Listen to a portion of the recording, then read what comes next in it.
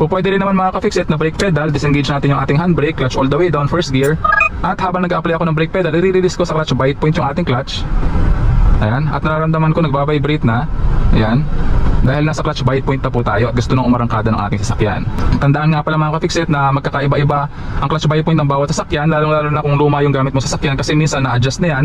So minsan yung bite point dumarating yan sa ano pa lang, sa pag-angat mo pa lang ng kaunti ng iyong clutch pedal, mararamdaman mo na yung bite point. Minsan naman sa gitna, itong sasakyan na to nasa gitna yung bite point nito, properly adjusted ito. Pag minsan naman sobrang taas na, halos i-release mo na all the way up yung iyong clutch, doon mo pa lamang mararamdaman yung bite point.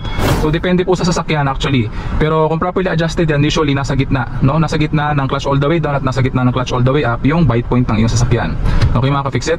So gawin natin yung pagpaparangkada na ng ating sasakyan. So clutch all the way down, first gear, bibitawan ko yung ating brake pedal at ilalagay ko sa clutch bite point yung ating clutch. Ayan, mararamdaman mo, kita mo nagbabibrate na at unti-unti nang umaarangkada yung ating sasakyan.